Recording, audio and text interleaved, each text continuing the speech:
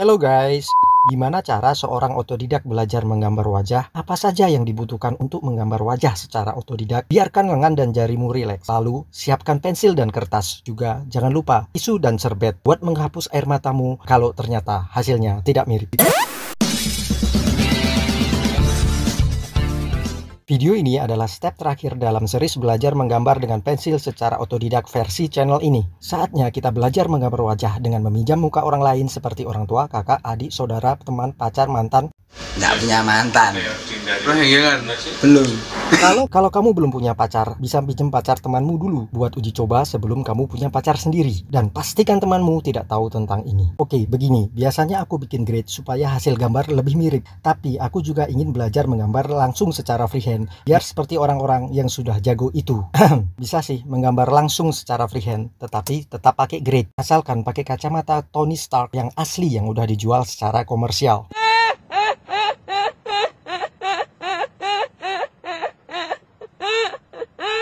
Kalau ingin belajar freehand, bisa pelan-pelan, tidak usah buru-buru. Dengan memahami pola garis wajah lebih dulu. Sebenarnya, kita nggak butuh semua kotak grid. Kita hanya butuh garis-garis tertentu saja. Tetapi tetap mudah dilakukan seperti menggunakan grid. Begini, ku beritahu caranya. Tapi sebelumnya, login dulu, lalu tekan tombol subscribe dan tekan juga loncengnya guys. Channel ini membahas tentang belajar menggambar buat pemula.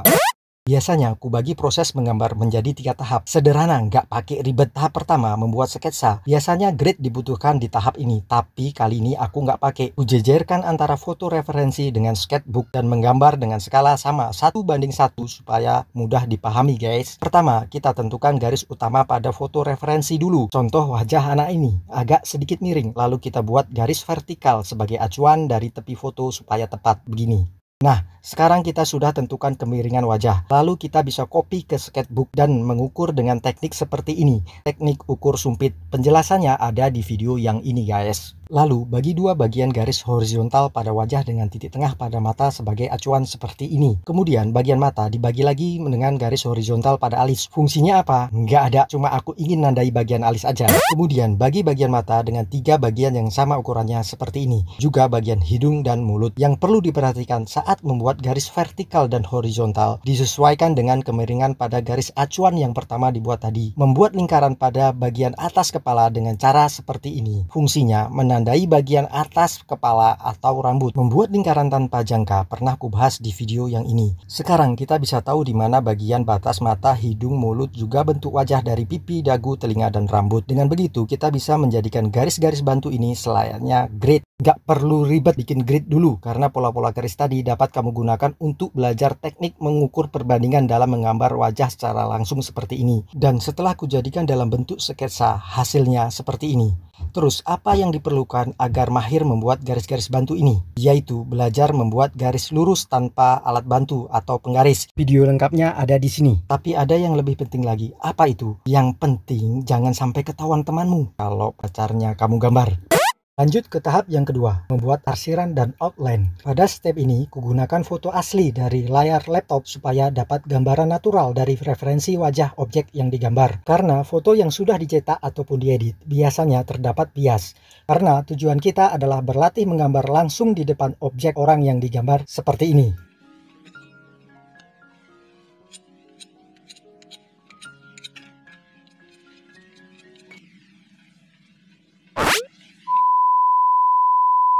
Menggunakan referensi foto asli pun sebenarnya ada bias tergantung kualitas lensa dan sensor kamera, serta fitur settingan pada kamera seperti manual exposure yang menentukan kecerahan gambar. Namun jangan khawatir, jangan dibayangkan itu sulit. Kenapa? Karena ada banyak aliran dan style dalam seni melukis. Tidak hanya realistik saja. Kamu tahu ini wajah siapa? Lihat lukisan ini. Lukisan karya seniman legendaris Vincent van Gogh dengan aliran impresionisme. Kamu bisa paham bahwa itu adalah lukisan portrait wajah beliau kan? Terus kamu lihat yang ini. Lukisan coret-coret kuas ini adalah karya sang maestro lukis Affandi yang mengusung aliran ekspresionisme. Walaupun dalam bentuk coret-coret seperti itu, tetapi kamu bisa paham bahwa ini adalah lukisan ekspresi portrait wajah beliau kan? Lalu berikut ini adalah lukisan karya sang maestro Basuki Abdullah yang mengusung aliran realis dan naturalis. So, just do it. Jadi, andaikan garis sketsa yang kamu buat tidak mirip atau presisi 100%, bisa cuma 70% atau 50% dan bahkan hanya 40%, jangan khawatir karena yang paling penting kamu bisa menangkap karakter wajah dari objek orang yang kamu gambar tersebut.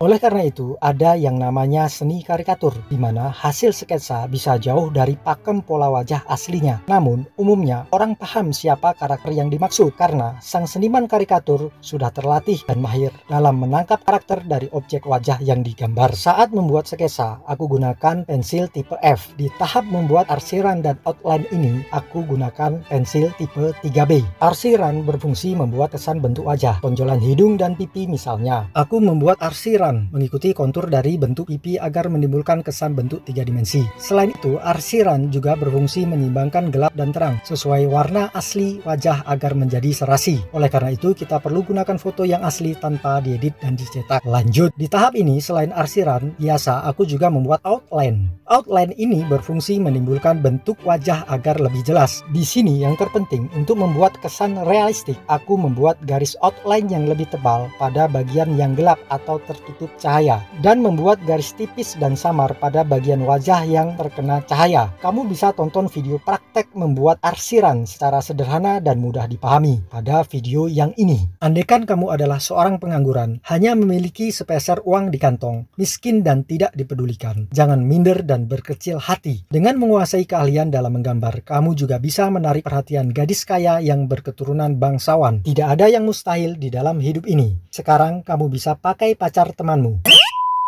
Maksudnya, kamu bisa pinjam pacar temanmu dan mulailah berlatih menggambar. Sekarang kita sampai pada tahap terakhir, yaitu membuat detail dan finishing. Di sini aku gunakan jenis pensil yang lebih gelap 7B dengan ditajamkan terlebih dahulu dan menggunakan mono zero guna menyeimbangkan gelap dan terang. Pada bagian ini aku mengalami sedikit kesulitan karena foto referensi yang kugunakan ini sebenarnya beresolusi rendah sehingga kualitas gambar kurang detail, khususnya pada bagian mata. Maka aku coba ambil ulang foto objek sebagai perbandingan agar mendapatkan detail yang diinginkan. Lalu secara berulang-ulang membandingkan antara foto referensi dengan hasil gambar, serta memperbaiki bagian-bagian yang kurang dengan teknik arsir gradasi. Video tentang teknik arsir gradasi pernah aku bahas di sini. Sampailah di tahap ini, bagian akhir dan klimaks. Maksudnya sudah pada titik maksimal yang bisa kulakukan, lalu memberikan signature pada gambar ini sebagai pernyataan selesai. Melapisi gambar ini dengan media fiksatif agar gambar awet dan menempelnya di dinding sebagai hiasan rumah sendiri. Lalu, pelajaran apa yang bisa kita ambil dari sini? Andaikan kamu belum punya pacar dan belum pernah pacaran, melalui keahlianmu dalam menggambar, kamu bisa memanfaatkan pacar temanmu itu dengan menarik perhatiannya dan membuatnya terkesan. Lalu, kamu bisa memiliki kesempatan berkebun bebas dengannya. Lalu, pelajaran apa yang bisa kita ambil dari sini? Kalau kamu memiliki minat menggambar, kamu bisa memulai dengan melakukannya secara autodidak. Just do it. Namun, jika kamu memiliki seorang guru, maka itu akan lebih baik karena dia dapat membimbing dan menuntunmu sehingga lebih efektif. Sesuatu yang dapat membuatmu senang melakukannya dengan ketekunan, maka akan bermanfaat dan menghasilkan. Mungkin bukan saat ini, besok atau lusa, entah kapan, sampai kesabaranmu itu menjadi indah pada waktunya. Apakah kamu berminat belajar menggambar otodidak? Materi apa yang kamu inginkan? Isi kolom komentar, beri masukan, kritik, dan saran. Dengan begitu, kamu dapat membantu perkembangan channel ini. Jika kamu sudah subscribe, pastikan pencet loncengnya, supaya kamu tidak perlu lagi mencari channel ini lewat kolom pencarian. Sampai jumpa lagi di next video. Ciao!